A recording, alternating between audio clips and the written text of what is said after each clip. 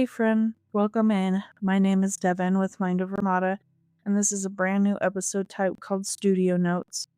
This is the space where I share things I've been learning about when it comes to creativity, art, and self care. Little discoveries I've picked up along the way that I think are worth passing on.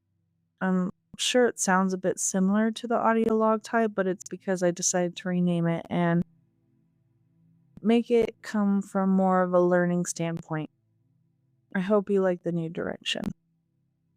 Today's note is inspired by three small, powerful books that I read by Austin Kleon called Steal Like an Artist, Show Your Work, and Keep Going. I genuinely think these belong in every creative's library. They're simple, quick reads, but packed with messages we constantly need reminding of. And honestly, I probably need to reread them way more often because I tend to get in my own way sometimes. So if you can relate, maybe these books are for you too. Steal Like an Artist had one of the biggest messages that stuck with me, and it was this idea that if you wait until you know exactly who you are before you start creating, you'll be waiting forever. He talks about how we figure out who we are by making things. And that's so true. I feel like there are so many times where I've held out on certain projects because I've fallen into this trap of thinking I need to have my style figured out. I need to know my niche. It all needs to look cohesive. I wanted to learn more before I did it, but the magic comes in learning as we go. He also says something that completely challenges that mindset. Don't worry about unity from piece to piece. What unifies your work is the fact that you made it. That alone felt so freeing. He also talks about having multiple projects going at once, what he calls productive procrastination. When you get tired of one thing, you move to another. And when you're tired of that, you go back to the project you started with. That way, you're always working on something. As someone with multiple interests and hobbies, that gave me permission to stop trying to cut parts of myself off.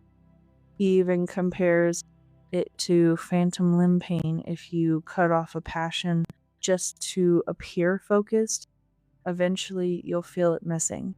And I can definitely relate with that because I've tried it and it's never worth cutting off a part of yourself. As for show your work, it challenged me in a different way. It's about putting yourself out there, not just sharing finished, polished pieces, but sharing the process. One idea that he had that really stuck with me is that amateurs aren't defined by lack of skill. They're lifelong learners who learn in the open. They let people see the messy middle, and I struggle with that. I always think I have to share something finished, something perfect, but knowing how an artist thinks, watching their process, seeing the effort, that's what connects me to the work. There's an artist I follow who creates mandala murals. Watching her share the behind the scenes process made it so meaningful that one day when I drove past one of her murals in real life, I got excited and even a little emotional because not only did I know the effort she put into it, but it felt that much more real. It wasn't just paint on a wall anymore. It was hours of effort, thought, and care. That's the power of showing your work. It makes the art human. And he also reminds us that you find time in the nooks and crannies, in the cracks between the big stuff. It doesn't have to be this massive production. You can share little scraps, residue, pieces of your process. I'm looking at content differently now because of this.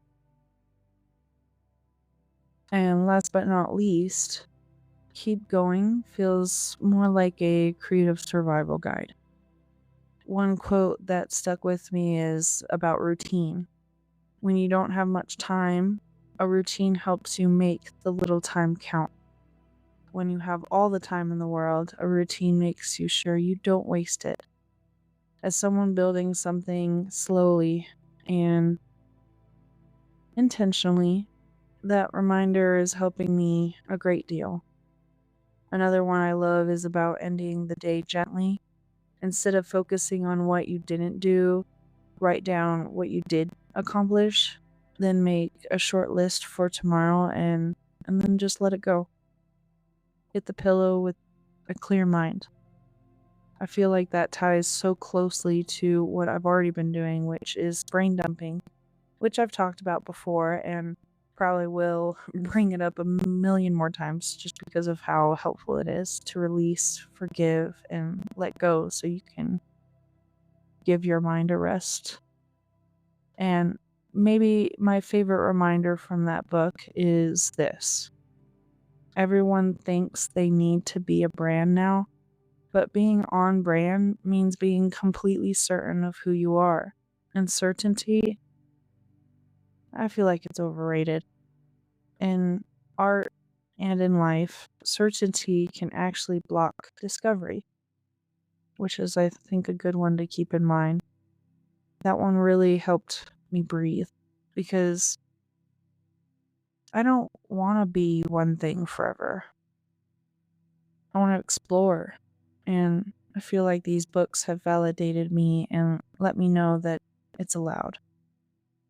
So there are so many other gems in these books, but the common thread is this: keep making, keep sharing, keep going, even when it's messy, even when it's inconsistent, and even when you're unsure, because growth doesn't happen if we quit. If you haven't read these, I genuinely recommend them. And if you have, I'd love to know what stuck with you. What reminder did you need most? Thank you for spending this studio note with me. I hope something in here helped you breathe a little easier about your creative path. Maybe it resonated with you a little bit. And as always, keep creating in whatever way feels good to you. See you next time.